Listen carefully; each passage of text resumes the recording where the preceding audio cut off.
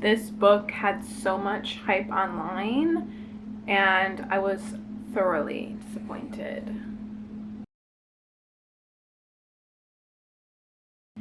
The book is titled 1,000 Boy Kisses by Tilly Cole. I hate to be like the bearer of bad news, but I've read better cancer love stories, and that sounds really bad, but it's true. I mean, just look at The Fault in Our Stars. It's so much better than this book, in my opinion. Of course, all these opinions are my own, so you can, agree or disagree. It's just my take on the book. The book follows the love story of Rune and Poppy, and basically Poppy's grandma dies in the very beginning of the book, which is pretty sad because already you can see that she really loved her grandma, like just from the first couple pages. And her grandma gives her this jar full of paper hearts. And she says, your life's adventure is to collect 1,000 boy kisses. And this is going to be from someone you love, who makes your heart almost burst every time that you kiss them. And in theory, this is a really cute idea because her grandma actually did the same thing throughout her whole life, and then she was able to tell the stories to her grandkids. So her grandma did this as growing up as well for her husband. And so in retrospect, it's a really cute idea. Immediately after Poppy's grandma dies, she runs to the Blossom Grove where she meets up with Rune. And I want to say they're like 5 or 6 at this time. And Rune is he lives next door. So just to set the context of the story. So she runs to the Blossom Grove where her and her grandma loved being at because it's just so beautiful, the cherry blossoms and everything. And then all of a sudden, Rune puts his foot down once he hears about the 1,000 boy kisses and says, I'm going to be that guy for you. I'm going to give you 1,000 kisses because I like you, Poppy. And he's 5 years old, okay? So they kiss like 4 times when they're like 5 or 6.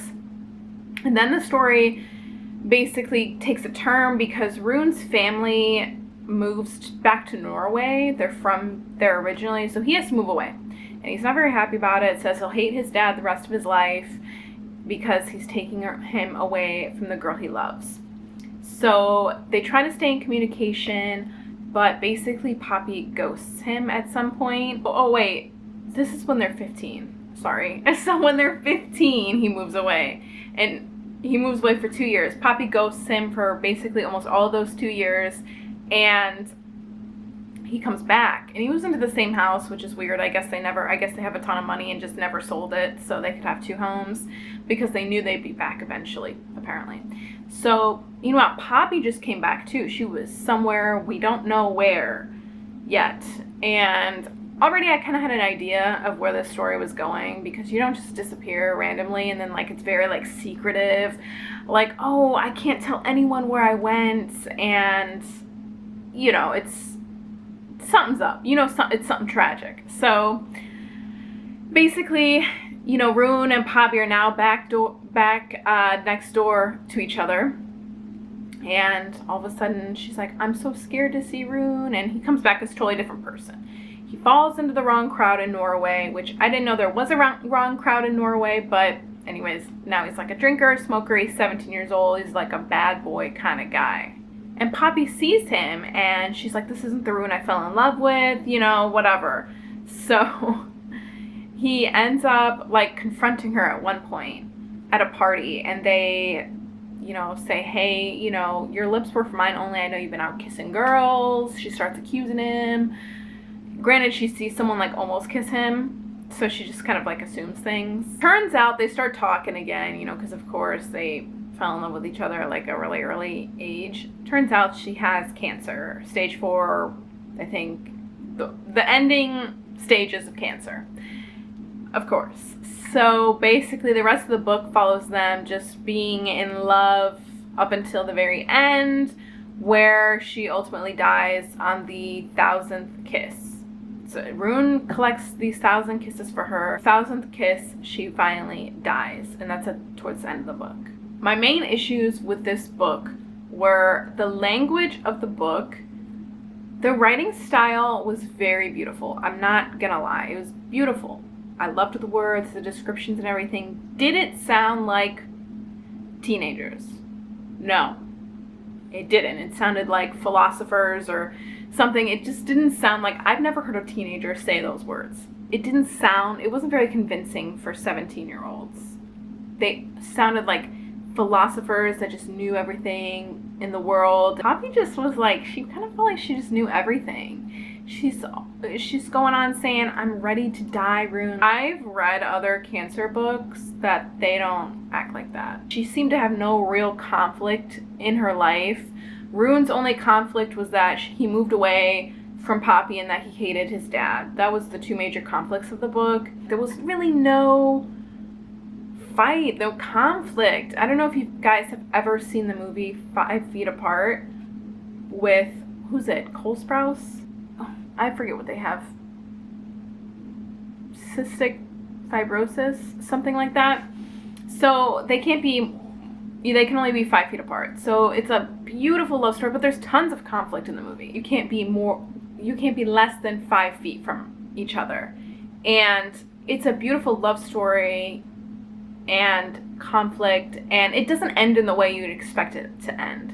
This book ended exactly the way I expected it to end once I found out that she had cancer. You look at the beautiful book, The Fault in Our Stars by John Green. That book is, to me, a better cancer love story than this book, simply because there's so much more conflict, there's so much more character, density, and it doesn't end how you think it will end either. That's another thing. Thank God I read the epilogue, because the epilogue, a year later, Rune dies. And I'm just like, what? That makes no sense. It doesn't even say how he died. It just says it was quick and his family is happy. So he died at 18. No offense to the writer, but like that was a cop-out. You just didn't want to have Rune have a good life, and yeah, it was disappointing. And I felt like this book, it was just beautiful writing, it was just no emotion. It just wasn't for me. I would rate this book a 2 out of 5. 2 out of 5 simply for the writing. Other than that, I didn't really like the story at all. But, like I said, this is my opinion, and you're welcome to disagree. Let me know if you disagree, why you disagree in the comments. Anyways, I hope you enjoyed this video, Corey's Book Club Book 2. Let me know if you did, and if you want to see more of these, let me know. If there's a book that maybe you think I should read that will mess me up, let me know, because I really want to get into more books that, make me think and maybe have a better review than this one. I hope you guys enjoyed this video, and I will catch you in the next one. Bye!